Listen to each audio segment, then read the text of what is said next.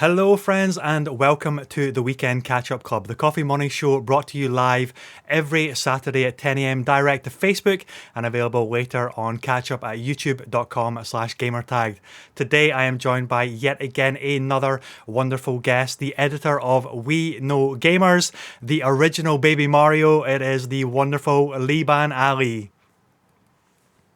How are you, buddy? I'm doing great. You're pumped Thank and you very ready. much for having me. You are I most am pumped. Let's Yeah, do this. you are most welcome. You are most welcome. How are you doing? How is lockdown been for you? I mean, we're in 2020. It's been a hell of a year. How are you doing? I feel like with 2020, this year, especially the past 6 months, Hmm. flown by. Yeah, Considering that we've all been on lockdown, there have been less things for people to do in general, but the year's gone faster. So that really doesn't make much sense to me. But I guess that's how time works. yeah, Um, but yeah, other than just things like just getting used to working from home, just changing our way of life. It's been an insane time. This kind of thing. I always tell people that you just never consider this happening during your timeline, but yeah, it's happening during our timeline, yeah. and it's happening now. So it's one of those things. You tell your kids or grandkids about 20 the shit show that was 2020. But so far so good, thankfully. Friends and family are well. Good, good. I recently obviously just started going back in the office, hence you guys might have seen me a bit more of a caveman before, but now I'm a bit more cleaned up, haircut and such. You're looking um sharp, man. Looking sharp. but thankfully Yeah, so far so good. yeah. Oh, thank. I try. I try sometimes. I try when things hit the wall. I will try Yeah. it. So what's the process right now of going to the barbers? Because clearly, I don't have that issue at all. I don't have to worry about that.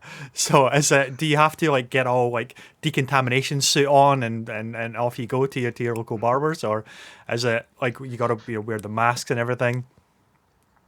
Yeah, so that was the one thing I was a little bit confused about. It's like, yeah, I'm not only just gonna get my hair cut, I'm gonna get the whole thing sorted out. Yeah. So I can't wear a Clean. mask on top. That doesn't make any sense. How's anyone gonna get in there? They're gonna cut me. Yeah. But the whole place is constantly cleaned down.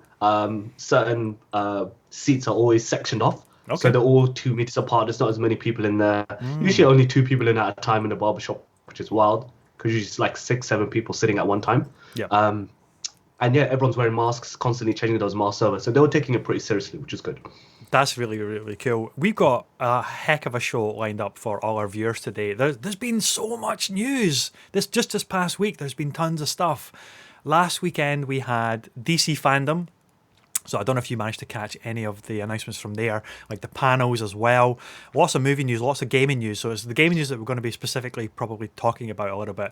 And then, of course, just last night, we got Gamescom opening night live. Jeff Keighley did this huge press conference and there was tons of information came out of there as well. So, my God, dude, we've got loads to talk about. So, what do you want to kick off with?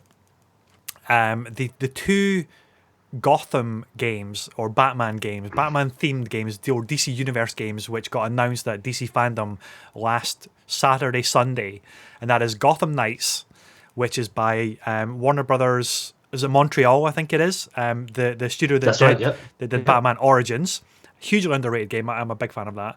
And also we got finally we got the announcement of what Rocksteady are working on, and that is the Suicide Squad Kill the Justice League. Now, the latter there was just a trailer, cinematic trailer. It kind of sets the Yes. tone more than anything. Very, very funny. It's obviously going to be a cooperative game. Lots to unpack there, but if we start with Gotham Knights, this one, and this was what threw me. So it looks like it's set in the Arkhamverse, but it's not. It's its own thing. Where Suicide Squad is in the Arkhamverse, and that completely threw me as well because tonally they're so polar opposites. But Gotham Knights is single player or two-player co-op. You have a choice of four characters. You've got Red Hood, Nightwing, Robin, or Batgirl to choose from, and you can switch between them, or you can double up your characters as well, which is really awesome. And it just looked amazing. So give me your thoughts on what Gotham Knights looks like for you. Yeah, so with Gotham Knights, this game was apparently leaked a little while back, or the title was leaked anyway. That this is what that team were working on. Mm. I didn't expect it, obviously. I don't think anyone expected it to be a co-op Bat family game. Yeah, yeah. Um, and I think a lot of people were obviously, it's even with the Suicide Squad game as well, they're just afraid that it's it's a trend that's been happening a lot lately, that it's a game as a service, Yeah, yeah. especially in that kind of universe where things are always happening all the time. But besides that, obviously, as long as the main launch itself has enough content to have things going, then that really shouldn't be a problem. But from the actual gameplay we saw, I think it looked amazing. You know, teaming up with your friends, Yeah. taking down the bad guys. It seems like obviously there's a chance you will level up characters, Hmm. collect new gear, customizations, so make the character really feel like your own. As long as the missions themselves and the overall arc of the story Yeah. is meaningful, because it seems like that's the direction they're going, especially with how the cinematic trailer started off, Yep. which kind of leads me back to the point you mentioned that it doesn't make any sense that it's not set in the Yeah, Arkhamverse, yeah. because it looks like It it's set looks like off it is, Arkham right? Knight. It's like it's Yeah, a complete lift of Arkham Knight, or well, not a complete lift. I don't mean it like that, but it looks like it's just a perfect fit for Arkham Knight. Um, we mentioned games of a service there, and that's usually alarm bells for me because all the Batman games up until this point, from Rocksteady, from Batman Arkham Origins, they've been these amazing single player games with these absolutely. amazing beats and these amazing set piece moments. And the alarm bells for me were, oh god, it's going as a game as a service. It's going to be like not this is a bad thing necessarily, but it's going to be like a Division or a Destiny. Or one of the more recent examples is Marvel's Avengers, which we will be talking about on this morning's show because you and I Yeah. played tons of that. But there's energy bars for the enemies. There's level ranks for the enemies and the bosses as well. You can attempt them at different levels. A level 13 Mr. Freeze was shown versus a level 5 Mr. Freeze. And that is major alarm bells for me typically because, okay, is it going to be grinding? Is it going to be level gating? Is it going to be like quite spammy combat versus it's like sponge like damage sponges for bosses and enemies and grinding it out. And yes, visually it looked amazing. It was ticking all the boxes for I think for both of us. Like the opening of Batgirl bombing through the city on the Batbike just looked phenomenal. Like the visual effects and everything just look incredible. But it's the fact that it is this kind of games of a service model is big alarm bells. I don't mind drop in, drop out co-op of a single player game. I actually love them and I almost prefer them. Actually, Borderlands is a pretty good example of that, done quite well, where you're still getting a great single player experience, but you can drop in and drop out with your friends. But for the Batman games, I don't know. I'm not sure. I'm not entirely sold on it just yet, but No, visually it looks amazing. yeah, no, absolutely, I agree with you. I think obviously Batman has such a rich history of deep storylines and character arcs and character motivations that, having drop in and drop out at any point in a specific storyline Yeah, doesn't really get you really involved into it at all. yeah, But in terms of obviously you mentioned enemies ending up being sponges or level gating and such. I think what they might end up doing is the whole game will be open to you or whatever's available at launch. yeah, yeah, But I think you may have to prepare yourself for some grinding, yeah, especially if you want to reach certain areas later on, yeah. or if you're one of those who like to hurt your soul with difficulty. Um, then you might go to those areas early on and try challenge yourself. But I think Yeah, that's how they'll manage difficulty versus if you yeah. want an easier time, spend some more time here, then go and fight level 50 freeze or whatever other character they're going to come up with next. Yeah, I really hope that they get that balance right because I don't want it to turn into like what we've kind of mentioned of damage sponges and it's just a grind and it loses that flow, that those amazing story beats. Scott Watson in the chat has actually mentioned that he's and I'm actually doing this as well. Ironically, we're both replaying Arkham Knight right now, and the pacing of that is so amazing. The presentation of it is so amazing. Like when the Riddler shows up, when Joker shows up, when Scarecrow shows up, and these like hallucinogenic moments. I really hope that they can capture that, but being able to do it as a tag team sounds awesome. It sounds really awesome. But one of the key features of Arkham Knight is when like Catwoman joins the mix or Nightwing joins the mix, you can press, I think it's L1, to do these tag team takedowns. Yes. Yeah. So that's obviously going to be a feature of Gotham Knights, but you obviously have to. Do you have to shout out to your teammate, or are they going to get prompted to do it? And then you still capture that awesome moment of doing a tag team takedown where it's like, oh god damn it, you missed it, dude. Why didn't you tag team the thing? It's like, you do what you want, I'm doing what I want. Dude, we practiced this. We practiced this. Yeah, exactly. So I'm concerned, but I'm also excited about the game as well. And one of the things they mentioned was you're not actually tethered to each other. So Liban, well, you're going to be Nightwing, I'll be Robin, or Batgirl. I quite like a bit of spandex now and again. So you could be in one part of Gotham City, and I could be in a completely other part of Gotham City, and then we can either like team up or go our separate ways and divide and conquer, or like work together, which is really interesting as well, because I mean, a lot of games don't really nail that. So it'll be really interesting to learn more about this, and yeah, I'm looking forward to finding out more. Yeah, especially the main thing with these sort of games is, and the one thing they've really had trouble doing is ensuring that the main content is there on day one. Totally. Not necessarily day one, even week one. Like we've gone from days of old where a game would get made, tested, and shipped out, and that was it. You'll get a sequel if it did well, or you wouldn't. That was it.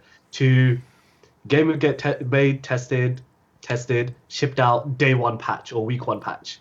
To now, game would get hopefully 70% made, shipped out, and then it'll get patched during 3 weeks, 4 weeks on. Yeah. So as long as they're able to have that fulfilling content there from day one, as long as it's meaningful for everyone, as long as it's meaningful for the Batman fans as well, then anything they add afterwards will be just icing on the cake. Yeah. If they could just nail that first bit first, then they shouldn't have any problems. Yeah, I mean, I think we're both coming at it from the point of, okay, how does it feel? Does it feel like a complete single player experience? A single player game which captures what has come before it, the legacy of that is established by Rocksteady. And it has to work as a co-op game, it has to work as a ongoing service game, like later, but don't launch it that feels so bare bones, that feels like, okay, I'm just grinding for this one piece of armor to be able to go to the next kind of challenge, and therefore it's that gated grind, which they have said that there's not going to be any gated content in it. So I'm excited, but I think we're both kind of wary, and that is mostly just a little bit. I think it's mostly that comes from the examples of what we've had so far as games as a content.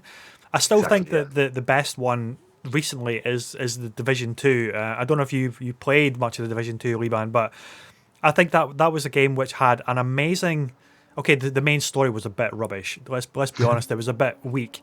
Yeah. But the actual missions and encounters in the world was incredibly detailed and really, really deep and really good fun. The gameplay is amazing in that game, but the story is totally forgettable. And then they bolstered on this amazing end game content, which is fantastic. You've got the different world tiers.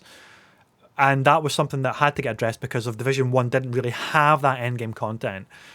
But even the plot of the Division 1 wasn't brilliant either. The premise is amazing, like the dollar flu and everything to do with that. But it's what we're both hoping for with Gotham Knights Nails, is that single player story.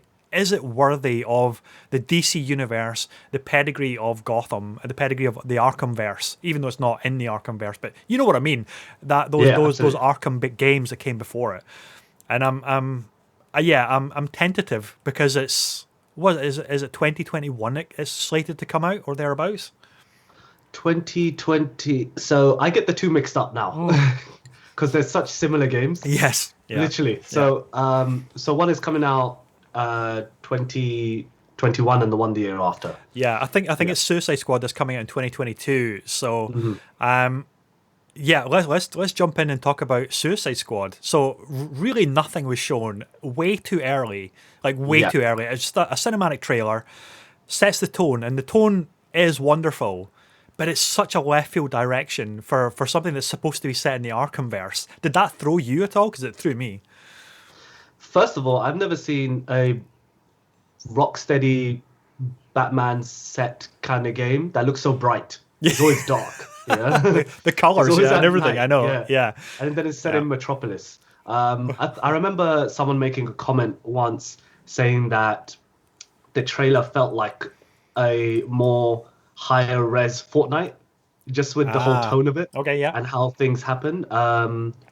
But no, it absolutely did throw me off. I think with Rocksteady, especially since they're at the helm of this game and Warner Brothers Montreal was on the helm of the other, Yeah. we just got so used to serious Batman games about serious issues, Yeah. and Yeah. this trailer just flipped that on its head. Yeah. Where it's just more like, yeah, no, just have fun.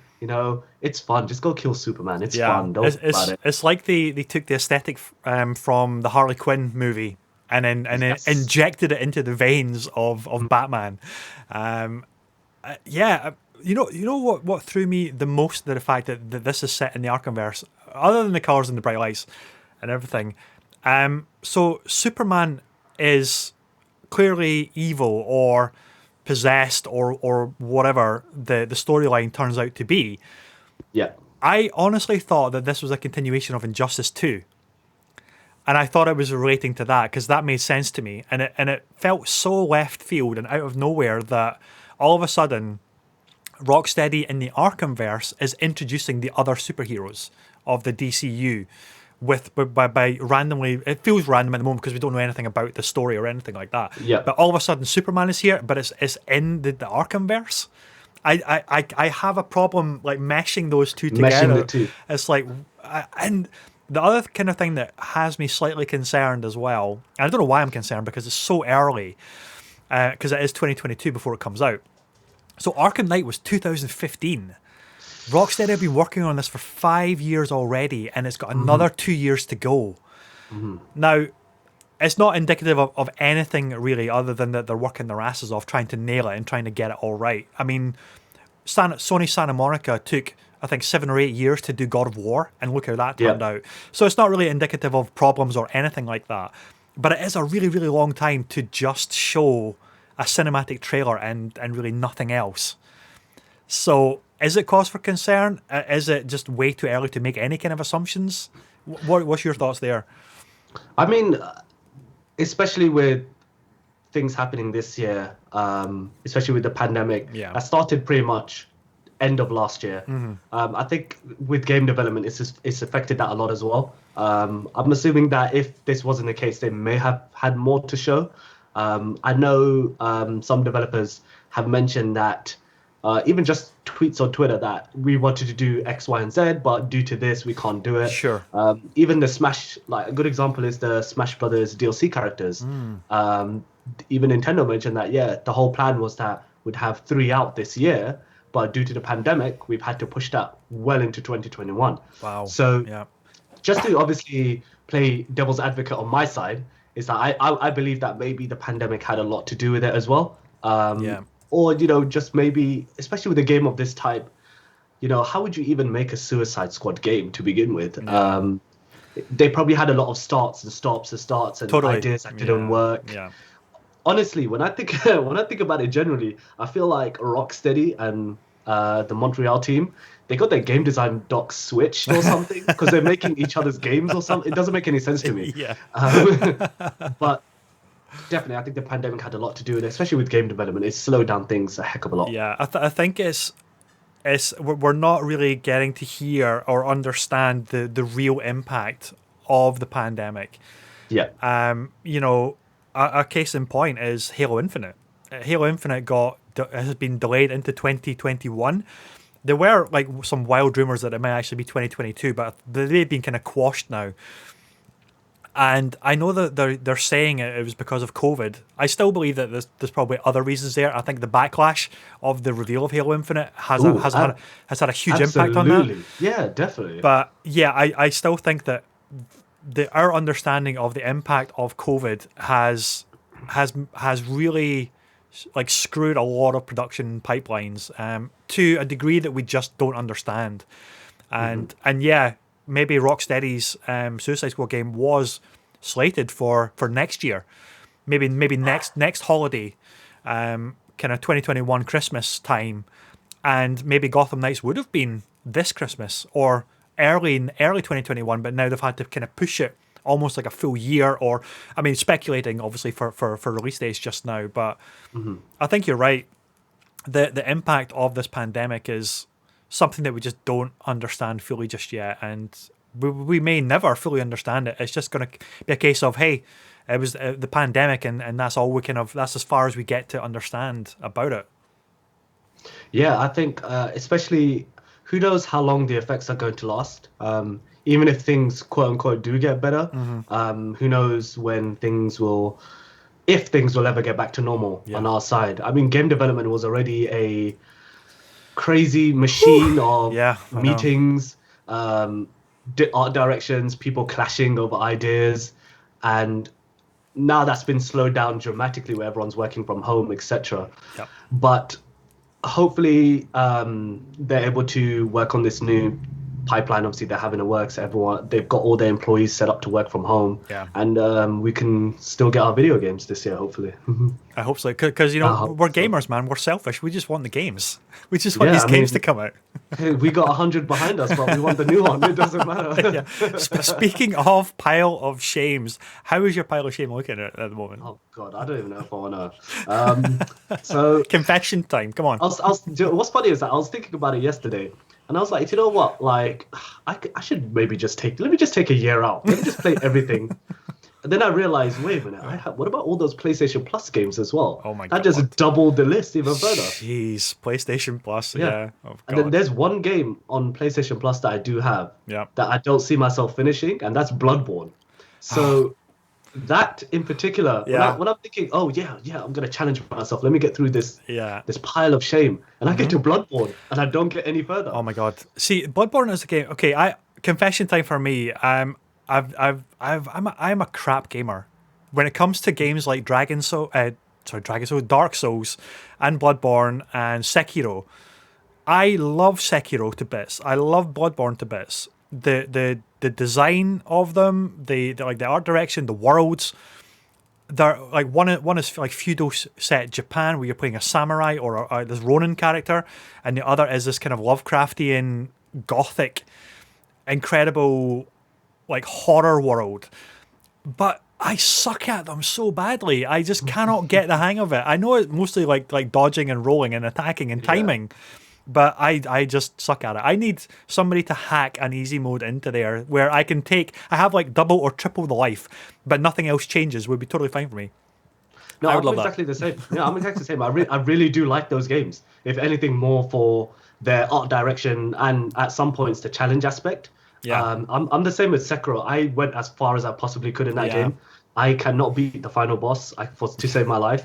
That guy is ridiculously overpowered. Yeah. And I just don't understand what's happening half the time. Oh my God, that's just that's the nature of those games. It's the people revel in them, and I applaud anybody who can level 1 rank them and get through the entire game of being like they'll have like no armor, no upgrades or nothing, and it's like how what are they doing? Is it black magic voodoo or something? What is going on?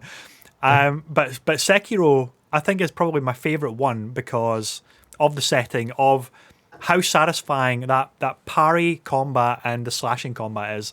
But my God, I try and farm the soldiers in the first area as much as possible, but I still get one hit killed. And I thought, okay, F this. F-bomb Ross is coming out in force. Oh, no. Oh, no. Okay, F-bomb Ross. I know. That's definitely one in the pile of shame that is never, ever going to move. Oh, my goodness. But I've got so much on the pile of shame, dude. It's astronomical. And we keep buying more and keep adding to it all the time. Yeah. I don't ever think it's going to reduce unless at one... I think maybe in retirement. I think that's a good way to just spend those years, just play those games, man. Like, this game from like 25 years ago that I bought is still in its wrapping. Oh my God. Literally, I have games that are still in there. So like, I've got like, you probably remember Enslaved. Oh God, Odyssey to the West. Great game, yeah. I bought that maybe, a decade ago, and it's still in its shrink wrap. Dude. I just have not played it. Oh man. So games like that I haven't really had a chance to get into. But I'm totally the same. I've got it's still got a sealed copy of Too Human on my shelf. It's up there somewhere. And Too Human. Yeah. And it's now got to the point where should I just leave it sealed and therefore it will be maybe worth a fortune in another 10 years as like a classic, like sealed copy or something? Exactly, and Yeah. you just think that these are the things you want to think about, but it's like, but am I really a gamer? I need to play this. Like, it doesn't make sense. Should I just get another copy and leave this one sealed? Yeah, exactly. It's so many odd decisions to make. Doubling up on all of your games. Oh my god! But speaking of games that we've got, not just on the pile of shame, but games that you're playing just now, we're 8 months, almost 9 months into the year of 2020. It's definitely not the year of dreams, which we could have said in previous years. It is the year of nightmares. But Legit nightmares. yeah, what are you playing just now, and what's your, I guess, like your picks so far now that we're 3/4 of the way through, or 2/3 of the way through the year? Well, a game that I have been playing, which should be no surprise to anyone, is Fall Guys. That I have not played a game. I've never heard of it. I've never heard of it. What's Fall Guys? Oh yes, yeah. It's just a brand new, like, super popular game. All right. So the premise. So for those who don't know, obviously, just in case. So Fall Guys. The whole premise of Fall Guys is that you're on a TV show. You're essentially playing as this jelly bean or bean bag, and the idea is just you're against 60 other players online, and you just need to complete certain rounds and get to the finish line and qualify within the qualification numbers. They have a bunch of different rounds as well. Some involve avoiding the pink slime or you get eliminated. Some involve team games where you're literally playing a round of football, but with a beanbag. I don't know how that worked, but if worked, it's fun. Yep. So, I mean, the way this game blew up is actually ridiculous, and the amount of companies that are trying to get involved as well is actually ridiculous. Yeah. I've not played a game I hate so much, just for what's actually happening in there, but I love so much at the same time. Yeah, totally. Where, I will play it on a specific day, like let's say today, for a few hours. By the end of it, I never want to see it again. I might delete it off my PS4. But the next day, I'll get over it. I'll come back to it, and I want to keep playing it. Other than Fall Guys, I have been re-experiencing Final Fantasy IX. I played that many, many years ago on the PlayStation 1. I couldn't finish it because I couldn't find the last disc. It was 3 discs. No. I could not. As a kid playing Final Fantasy, I wasn't even really good at those sort of games, RPG games. And not being able to find the last disc after getting so far. I really made it far in the game. So I'm trying to just play back through that as well. I've got the original Final Fantasy 7 on Switch too. Trying to have a look into that. Good choices. Yeah, and currently I'm previewing a game called Pacer. So it's a racing game. Heard of that? It looks amazing. It looks really, really cool. Very Wipeout-like, very F-Zero-like. So I'm playing that as well. But those are the kind of games I'm playing at the moment. But I'm jumping. You know us. We're just jumping between 10 different other games as well at the same time. Totally. Going back a little bit there to Fall Guys. For our viewers who don't know, Fall Guys is the game that heralded the moniker F-Bomb Ross when I streamed it a couple of days ago or last week. It was very, very funny, and it is an amazing game. It's like old school Saturday evening TV show Knockout and like Funhouse and those like kinds of games. Takeshi's Castle. Like Ninja Warrior kind of thing as well. It's absolutely brilliant. And last week's episode of the Weekend Catch-Up Club, I got to sit down with Becky Frost, who is the community and events organizer at Special Effect.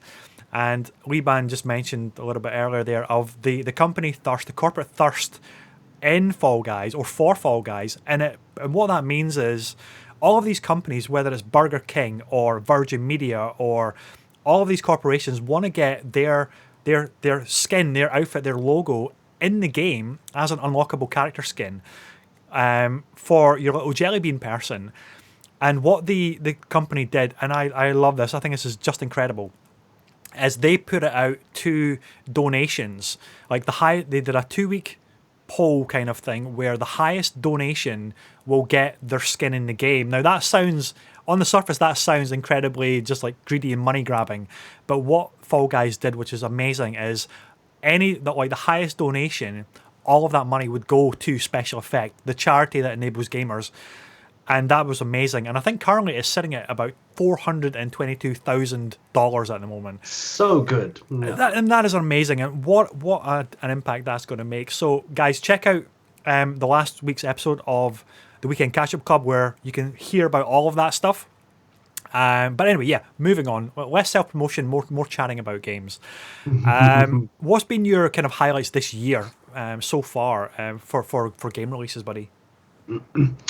So especially with this year in particular, and I know this obviously sounds really odd coming from me, I haven't actually been playing many games. I've been more stuck on the old ones. For shame, get off the show. Who invited you here? I haven't actually been playing many of the new games. I've really just been stuck, especially since Fall Guys came around. I haven't played anything else. Totally. Because that thirst for a crown, I need it. I must have it. I come so close every time. I need to have it. And just obviously, especially just with, for me in particular, when lockdown happened, I was one of those people fortunate enough, obviously, to still be working, etc. And in my work as well, we actually became maybe 3 times more busy during the lockdown itself. So that's good. Well, ish, I think. Is it good? Kind of, yeah, and it's not good at the same time. Yeah. So in that sense, my gaming time sort of just went a bit. So it really just became more of the games I've been playing is more of Fall Guys, more of the classics like the Final Fantasy stuff. I still go back to Mario Kart now and then. You know all about that. Baby Mario. Oh, Baby Mario. And Smash Brothers. So not a lot of new games, unfortunately. You're a big Smash fan, aren't you? You're like a mega Smash man, aren't you? My buddy in the chat, Eric, he loves Smash as well. We should get you two together and have like a Smash off. If that's a thing. I'm not sure if that's what it's called. Well, I don't know. A smash off? Sounds like something else entirely. Maybe we should move quickly on and just like edit that part out. I don't know. Just mute it. Mute everything I said. Yeah. Oh, buddy, it's so great to have you on a chat, because it feels like it's been ages since we properly chatted. Really, really good times. So, do you want to start talking about Gamescom, which kicked off this week? Yeah, absolutely. So a little bit of history. So I've been to Gamescom 2 to 3 times. Jealous. Well, jelly. So that's a long time ago. When the first time I went, it wasn't so bad, but the year after it blew up somehow. So that's when you see the halls packed. And Gamescom's absolutely massive. Like the halls are massive. The building itself is massive. Yep. Obviously you have your consumer area where all the stands are in the games. So the stands are like God knows how many feet tall. So where the stands and the games are. The great thing they also did is that for like content creators or press like ourselves, they also had the business section as well, specifically for that. So only people who PRs, industry workers, or press and content creators can only go over there. And they had demos there as well for their game. So you weren't hustling and bustling with 1,000 other people on the actual show floor. So with Gamescom, you mentioned earlier, of course, we had opening night live, and that ran for about 2 hours-ish. It was long. I wasn't expecting it to be quite so long, but yeah, there you go. It's quite a long show, but they had some pretty good announcements. I'm actually really intrigued about this facelift that Call of Duty has had, because it looks amazing to me. Oh my God. Visually, it looks incredible. Yeah. I'm excited about... And I mentioned this before. I am excited about Little Nightmares too, even though I missed it initially. It was a long show, man. Like I had to get up and stretch for a second to deal with something. And Little Nightmare played, and I that's missed the it. one. I know. And until people told me about it afterwards, I was like, "What? Little Nightmares too? Like, did you see it? Like, no." My God. Have you played? I'm assuming you played the first Little Nightmares, yeah. Oh God, the creepiest game. Apart from playing The Evil Within, which is probably just as creepy. No, that's probably worse actually. The Little Nightmares is so incredibly creepy. Yeah, those people, the pig-like people chasing after you, just climbing over each other. Yeah, it's a literal showing of the greed of society. It's nuts. Yeah, it's a wonderful little game, and I can't wait for that one to come out. I think it's like next year or something. It's like, why is it next year? Why isn't it coming out now? But COVID. I'm assuming it could have been out this year. I think it was. It totally is. I mean, it's one of the things that got announced, which I was shocked at how far off it was, is the Lego Star Wars Skywalker Saga collection, and that's not out until next year. And I think, what? Like how? But it must be COVID is having a massive impact on all this stuff. It's having a massive impact on everything. I mean, I'm not the biggest player of the Legos games in general. I played a few, but the Lego Star Wars game, the Skywalker Saga, that did look really good. It's the humor that it nails is always really, really funny. It's fantastic. You may also remember there was a trailer for a game called Unknown 9 Awakening. Yes. That CG trailer just looked amazing.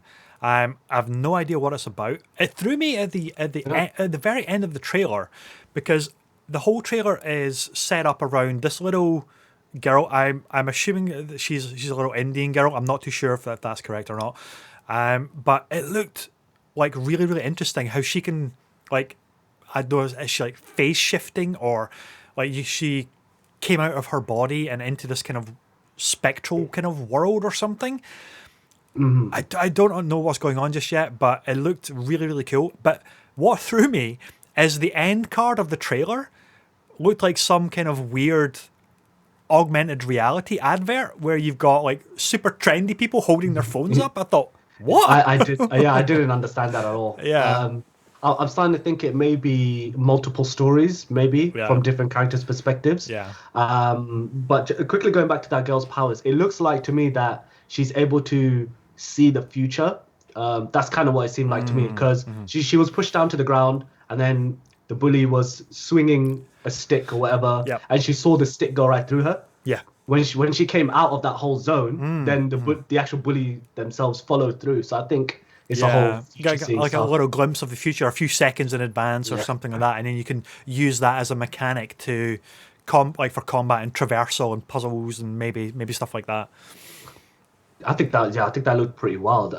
But other things, I think the one thing that I probably, apart from Little Nightmares 2, that really did it for me was probably the Ratchet and Clank demo, because that looked incredible. Doesn't it just, man? My God. I thought to myself, because I'm watching it here on my PC on a 1080p monitor. I had to go downstairs and watch it on my 4K TV. I was like, no, I need to see this properly.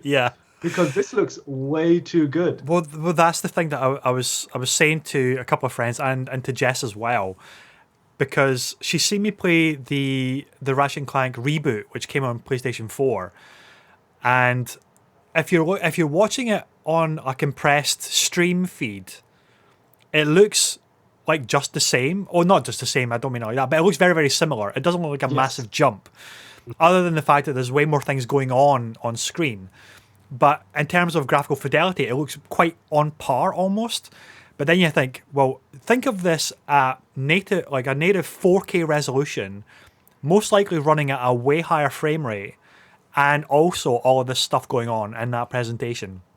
That is the jump that we're not really getting to experience just yet, because we're not feeling what the jump is like at the moment. We're just seeing this as a compressed broadcast, and therefore it doesn't always do the best in presenting like the graphical fidelity jump, because playing a game in 4K right in front of you versus seeing a compressed YouTube video, even if it is 4K, still just doesn't give you that like holy crap wow moment. But Ratchet and Clank did look incredible, and the rifts, like whatever the mechanics are for this, they've got these little orange ones which are like portals to navigate through the world and like combat opportunities and again traversal. But there's also these like huge purple ones where things from other worlds and other dimensions are like coming into your world. I mean, that bit where the dinosaurs just fell out of the sky and smashed the bridge was like a holy F moment. It was unbelievably cool. So cool. I think, like, I just think, you know, Insomniac's just on a roll at the moment. They're doing massive things at the moment, especially how they came in with the PlayStation 4, and now how they're going into the PlayStation 5. I mean, it's hard to say when we'll actually get the Ratchet and Clank game itself. Because obviously they have Spider-Man coming as well at the same time. Miles Morales. So I think one will be during the launch window, and maybe the other will be pushed into next year or possibly the year after. Because as far as I can see, it looks like to me Miles Morales was a much easier game to develop a lot quicker because Yeah. obviously the city's already there. They already have the model for Miles Yeah. from the Spider-Man game. Yep. Then obviously doing Ratchet and Clank. Yeah. Um, Well, there's but rumors that Miles Morales is supposed to be a launch game, hopefully, yeah. and Ratchet and Clank is launch window within 3 to 6 months of the console release, which if everything is still going ahead for a November console launch, that would bring it right into spring, which is a great window to actually release your game anyway. But if it's within 6 months, then that's where you need some really some banger titles to come out within that 6 month period, because that's when people are most likely going to be picking up. A lot of people would love to get it on launch day, but realistically it is within the first 6 months of launch. So if we start getting more of these killer apps coming out within that 6 month period, then that is a 1-2 punch for not just for Insomniac but for Sony as well. And as you said, Liban, Insomniac just feel like they are at the top of their game right now with Spider-Man, with that reboot a few years ago of Ratchet and Clank, and now the new Ratchet and Clank and the new Miles Morales game. God, man, it looks amazing. It's so good. I think we could just say obviously the future of video games is looking bright right now. Yeah. There's a lot of things to look forward to. Obviously we spoke a lot about mainly kind of multi-plat games. So there is obviously one particular company I want to mention, which has been relatively quiet overall, and that is Nintendo. Yeah. Okay. So that weird little handheld console that they have. What is that? The Switch thing? I heard it's called the Witch. They call it the Witch, the Sandwich. So they have been pretty quiet this year. I think generally they've had these weird directs happening, partner showcases that have lasted 5 to 10 minutes, which makes no sense to me whatsoever. But they have a lot of titles they announced previously that have not had any updates. Obviously the one I'm looking most forward to is of course Breath of the Wild 2. Everybody is excited for that, as to what that is and what it looks like and when it's coming. The eventual Metroid Prime. I think they're doing a HD trilogy. The Super Mario remasters. They have so much going on. Let's talk about that, because I heard a rumor that this collection of Super Mario remasters are going to be 4 games as a bundle, not sold individually. I don't know how true this is or not, and it's going to be coming later this year, and it's going to be Super Mario 64, Super Mario Sunshine, and Super Mario Galaxy 1 and 2 are going to be getting some kind of port enhancement, whatever. And see if they bring that out within October, November time. That would just be absolutely incredible. And I think that could quite easily steal a lot of thunder from some other big titles that are looking to do quite well in that holiday period.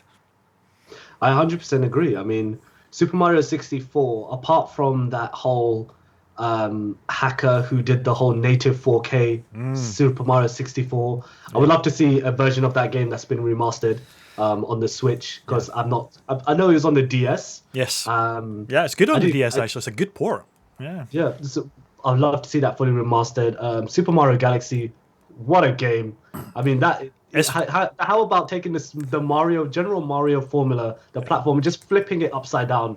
Yeah. And that just turned out to be phenomenal. And the one game on that list I haven't actually played is Sunshine. I've seen so many videos on it. I've seen other people play it.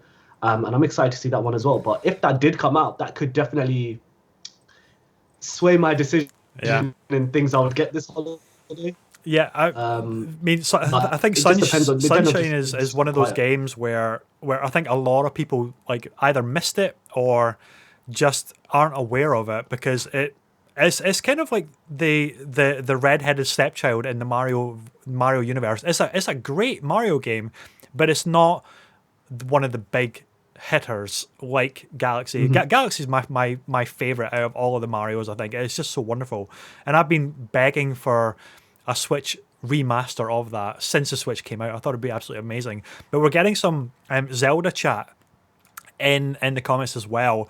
A Wind Waker remake would be amazing to have. Skyward Sword is also rumored.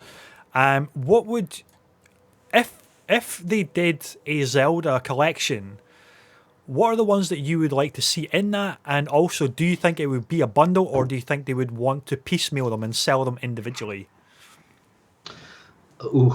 Yeah. What games would I pick in a Yeah. bundle? Am I Oh, limited to a specific number? well, no. I mean, if you think about like a typical collection, like Street Fighter 30th Anniversary Collection had a whole bunch of different iterations of Street Fighter 2 and all the way up to Street Fighter 3. I don't think it's going to be something like that, but I could easily see it being maybe like a trilogy of games in a bundle, Okay. or like probably max 4 Zelda games. But I'd love to see Link's Awakening. Sorry, not Link's Awakening. What's the one where? Sorry, A Link Between Worlds on the DS. I'd love to see some DS titles come across. 4 Swords. Yeah, Minish Cap is coming up in the comments as well. I would love to see like maybe a DS collection get moved to Switch. But saying that, I'd also personally love to see the Wii U HD versions of Skyward Sword and Twilight Princess coming across as well. But they might be individual cells rather than a bundle. So I don't know. What do you think? Yeah, I think Wind Waker and Twilight Princess, they were sold separately anyway on the Wii U. Yeah. But I think that was then. So now you could definitely put it in a bundle. It's been so long. I don't think there's any means to sell it as a separate game, but they did Donkey Kong Country as a separate game. So Tropical Freeze was a separate game for that. Totally. Yeah, Make money. So that could end up happening. Yeah, but if it was a bundle, I could definitely see them doing Skyward Sword, Twilight Princess, and Wind Waker as a bundle together. That makes the most sense. And then possibly what a Ocarina bundle of that Time. would be. Holy crap! Yeah. Yeah, maybe Ocarina of Time, Majora's Mask, and I would say maybe one of the 2D Zelda games. So it could be A Link Between Worlds, could be A Link to the Past, could be Link's Awakening actually as another bundle. And then maybe as a third bundle, the original The Legend of Zelda, The Legend of Zelda 2, and possibly A Link Between Worlds. Yeah, man. I think A Link Between Worlds is a game where not many people are exposed to it, and it is hands down one of the best Zelda games. And the fact that it only came out on DS, I totally understand it. It's a reason to own a DS. Yeah. But if that came to Switch, I think the audience that would now be open to that would be just phenomenal. And God, I'd love to see that. I would absolutely love to see that. Yeah, I mean, Nintendo are definitely in a interesting position where their first party IPs just hits with so much impact. Yeah. That, you know, I'm sure Sony or Microsoft would die to have just one of them. Yeah. Because they totally would. Yeah. You have an Italian plumber who jumps around a mushroom kingdom, and they made several games of that, and everyone loves it. Like, what? How does that even work? Yeah, and the spin-off titles of well, I mean, Mario Kart and Smash are kind of self-explanatory, but Luigi's Mansion is such a, and I can't believe I'm actually saying this, but it is such a graphical showcase. Yes. For the Switch. That game is so beautiful. It runs flawlessly. The animation work within Luigi's Mansion 3 is to such a high level that I'm genuinely shocked every time I play it. Like Luigi's expressions, his body language, the ghosts, the physics work at play in that game, just outstanding. And I can't believe the little Switch is just powering along. I mean, yes, third-party ports are coming, but they're always like a massive downgrade for the most part. But those first-party games are just powering along like crazy, and they are wonderful, man. They are really, really good. Yeah, it just goes to show, obviously, the creativity matters a lot more than the amount of power you have. And especially, obviously, now coming into the holiday season, I think if Nintendo decide to release the Zelda bundle or the Mario bundle, they can really undercut their competition without really having to do anything. Just based on the impact of those first-party IPs. Totally. So a question in the chat from Graham. What are your guys' thoughts on the possibility of a new Switch model coming in the future? So that's been making the headlines as well. Yeah, so that's been rumored quite a lot. A new Switch model, more power, the ability to do 4K. I definitely see that happening. I don't see Nintendo having a reason to really stray away from the Switch, Yep. but provide a model update akin to a PS4 to a PS4 Pro. Yeah. So a Switch that could just do more, output more. They obviously just need to be careful in terms of compatibility for the current Switch and the Switch Lite as well. But that's something that's been rumored for so long. At this point, I'm not even sure if it's even real. Yeah, I mean, if it was real, I would love it to be real. I don't necessarily need a upgrade to the handheld mode, but if there was just a dock that gave the thing way more power and a resolution boost, because more and more people are now getting 4K TVs in their living room. If I could just slot that thing in and then it does a massive power boost to Breath of the Wild in 4K, like just everything is like super sharp. There's no jaggy edges. There's no slowdown. It's just like a docking station which has all this horsepower in it. Then I would love that. I would jump on that in an instant. And then I've still got the current Switch experience if I want to go handheld. It doesn't need to be necessarily any more powerful, because yes, it would be great to have like a 1080 screen rather than a 720p screen. But ultimately, the games still run really, really well, and they still look really, really good. But it's the home experience that I'd love a boost to. Is it necessary? Not really. I mean, I was playing Lego DC Supervillains on the Switch. It's just last night on my 4K TV. So it's not even a native 1080 picture coming from the Switch dock. And then I'm blowing it up to a 4K resolution. And again, it comes down to the art direction and the style of these games, where, you know what, it actually still looks really, really good, because I guess it's because it's a Lego game, it's quite simple. But even Breath of the Wild getting blown up to a 4K screen, again, and it all comes down to that art direction, that style, that it still works, it still looks really, really good. But if it was like hyper sharp and a bit more fluid, then I think so many people would jump on that in an instant. And it's something that is curious, but is it required? Maybe not, but would it be welcomed? I think absolutely it would be welcomed. Yeah, so I 100% agree with you. It's definitely something that's not required. Regardless, people are going to buy games on the Switch anyway. It's more for those just hardcore players who just want a bit more graphical prowess from those games. 100%. And I think they could possibly still do it, but in limited quantities, maybe instead. Yeah. Just to satisfy that audience. But I would definitely grab one if that became an option. I would love to play my Zelda and Mario games at a much higher resolution. Yeah. I would love to beat Ganondorf again at a much higher resolution. I would love to see Peach again at a much higher resolution.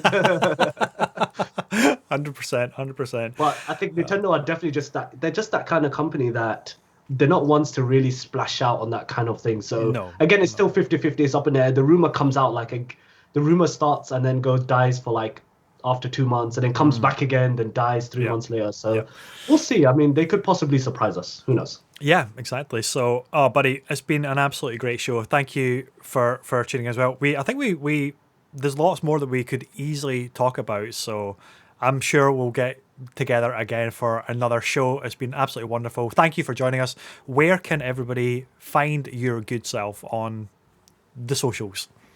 Sure. Yeah. So before I pamper myself out there for the lovely gamer tagged audience, you lovely humans. I see you all. Thank you very much for watching. I appreciate you all. Let me give you guys, if you haven't seen it, we talked earlier about the legend that is F-Bomb Ross. Yeah, let me give you a bit of background on that. Okay. Hold on, I'm gonna full screen you then. Okay. Let me tell you about F-Bomb Ross. Okay. So F-Bomb Ross. Okay, this legendary character that appears once every blood moon, okay, and plays a game of Fall Guys, is a, F-bomb dropping, whiskey drinking son of a gun, okay? Like, he shoots from the hip and never misses, okay? This is F-Bomb Ross, okay? You do not miss F-Bomb Ross. And when you pair him up with another similar legend in a different field known as Baby Mario, some of you may know of this. Some of you may know of this person, a Mario Kart devil. That's who Baby Mario is. then you get some incredible entertainment. But obviously, all jokes aside, thank you very much, everyone, for having me. I really do appreciate it. It's been lovely chatting with you all, giving you my thoughts. If you want to check me out, you can follow me over on Twitter. That's twitter.com/the Liban Ali. Sometimes I actually talk about video game stuff that's legit. Sometimes I put up dumb jokes and memes. You never know who you're going to get on a particular day.